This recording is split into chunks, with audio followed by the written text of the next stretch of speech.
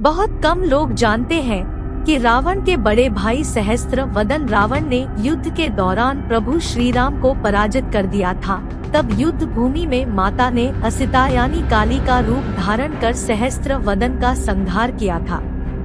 माता सीता द्वारा सहस्त्रवदन रावण के वध का वर्णन अद्भुत रामायण में है। अद्भुत रामायण संस्कृत भाषा में रचित है, जिसमें कुल 27 सर्गों का काव्य उल्लेख किया गया है। कहते हैं कि इस ग्रंथ के प्रणेता वाल्मीकि थे। अद्भुत रामायण में आदिशक्ति के रूप में माता सीता का वर्णन किया गया है। इसमें कुल 27 सर्ग है, जिसमें कुल श्लोक 1353 है। इसमें माता सीता विकट रूप धारण करके रावण के भाई सहस्त्रवदन रावण का वध करती है। तब शांत करने के लिए श्री राम भी शक्ति रूपिणी सीता की सहस्त्र नाम से स्तुति करते हैं। प्रसंग इस प्रकार है। रावण वध के पश्चात राम जब अयोध्या के राज्य को स्वीकार करते हैं, तब अनेक ऋषि महर्षि आकर राम के पराक्रम का गुणगान करते हैं। यह सुनकर सीता हंस पड़ती है और कहती है कि रावण वध के लिए की गई यह प्रशंसा परिहास समान लगती है। यह सुनकर वहां उपस्थित मुनिजन इसका कारण पूछते हैं। तब सीता सहस्त्र वदन रावण का प्रसंग उन्हें सुनाती है। अद्भुत रामायण के अनुसार सीता जब छोटी थी तब उनके पिता के घर एक ब्राह्मण चौमासे के महीने के लिए निवास करने आया था। सीता ने उसकी अच्छी तरह से सेवा की। इसके बदले में ब्राह्मण ने इसे यह वृत्तांत बताया था। विश्रवस मुनि की पत्नी कैकसी के 2 पुत्र थे। दोनों का नाम रावण था। बड़ा सहस्त्र वदन रावण और छोटा दशानन रावण। सहस्त्र वदन रावण पुष्कर द्वीप में निवास करता है।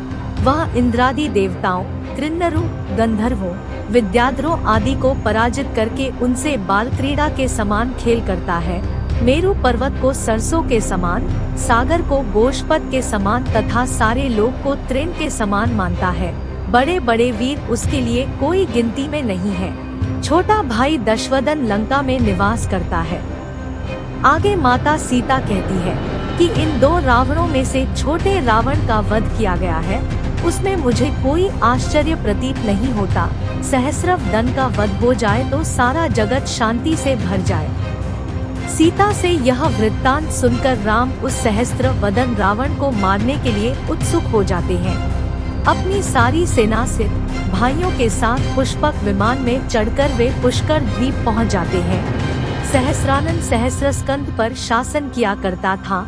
रावण की तरह ये भी बहुत शक्तिशाली था। जब उसका और भगवान श्री राम के बीच युद्ध हुआ तो सहस्रानन ने मात्र एक बाण से ही श्री राम की समस्त सेना और शूरवीरों को अयोध्या में फेंक दिया।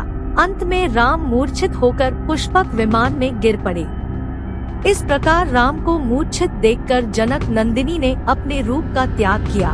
माता सीता को इतना क्रोध आया कि वे असिता यानी काली बन गई। उन्होंने भयंकर महाकाली सा विकट रूप धारण किया। हाथ में खड्ग खप्पर धारण किए तथा बाघिनी के समान रावण के रथ पर शीघ्र ही टूट पड़ी। एक क्षण मात्र में उन्होंने अपनी लीला से रावण के सहस्त्र सिर अपनी खड्ग से काट डाले और भी असंख्य योद्धाओं का उन्होंने संहार किया। उस समय सीता के रोमकूप से अनेक विकृत आकार वाली हंसती हुई माताएं प्रकट हुई तथा कंदुक क्रीड़ा में जानकी को सहायता देने लगी। मांसरुधिर के कीचड़ से युक्त पुर के समान उस रण स्थल में महाकाली महाबला जानकी देवी नृत्य करने लगी। नौका के समान चलायमान पृथ्वी कंपित होने लगी। पर्वत चलायमान और सागर कंपित हो गए। सीता के चरणाग्र से पीड़ित पृथ्वी पाताल में जाने लगी। यह देख देवता लोग महादेव से प्रार्थना करने लगे। वे तत्काल संग्राम स्थल में उपस्थित हुए तथा शव के समान रूप धारण कर पृथ्वी को थामने के लिए जानकी के नीचे स्थित हुए।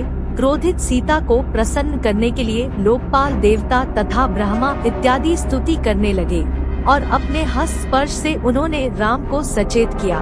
मूर्छा से उठकर राम रणभूमि का अति भीषण और डरावना रूप देखकर बहुत ही विचलित हुए। उनके हाथ से धनुष्वाण गिर पड़े। ब्रह्मा जी ने उन्हें सारा वृत्तांत बताते हुए कहा कि रावण का वध करके यह सीता मातृकाओं के साथ नृत्य कर रही है। हे राम, इसके बिना आप कुछ भी नहीं कर सकते। यही दिखाने के लिए जानकी ने यह कार्य किया है। यह साक्षात निर्गुण, सगुण और सतसत व्यक्ति से रहित है। अपने यथार्थ रूप का परिचय देते हुए जानकी स्वयं कहती है, माँ बिद्धि परमा शक्ति महेश्वर समाश्रयाम अनन्या मप्यया मेका या पश्यन्ति मुसुक्षम। अर्थात मुझे महेश्वर को आश्रित करने वाली परम शक्ति जानो। मैं अनन्य अविनाशी एक हूँ। मुमुक्ष जन मुझे देखते हैं। मैं सब भावों की आत्मा, सबके अंतर में स्थित हूँ। मैं ही निरंतर रहने वाली हूँ, सब जानती और सब मूर्ति प्रवृत्त करने वाली हूँ। यह सुनते ही राम शोक और भय को छोड़कर सहस्त्रनाम से सीता की स्तुति करते हैं। सीता की शक्ति का वर्णन करते हुए राम कहते हैं, रूपं तवाशेष कलाविहीन मगोचरण निर्मल मेघ रूपम अनादि मध्यांत मनंत माद्य नमामि सत्यम तमसा परस्ता। तुम्हारा रूप सब कला से विहीन, अगोचर, निर्मल, एक रूप है। आदिअंत मध्य रहित, अनंत, तमस से परे सबकी आदि तुमको मैं प्रणाम करता हूँ। बताते चले कि हिंदी में भी इस कथानक को लेकर कई काव्य ग्रंथों की रचना हुई है, जिनका नाम या तो अद्भुत रामायण है या जानकी विजय। 1773 ईस्वी में पंडित शिव प्रसाद ने, 1786 ईस्वी में रामजी भट्ट ने, 18वीं शताब्दी में बेनीराम ने, 1800 ईस्वी में भवानीलाल ने तथा 1834 ईस्वी में नवल सिंह ने अलग अलग अद्भुत रामायण की रचना की। 1756 ईस्वी में प्रसिद्ध कवि और 1834 ईस्वी में बलदेवदास ने जानकी विजय नाम से इस कथानक को अपनी अपनी रचना का आधार बनाया है।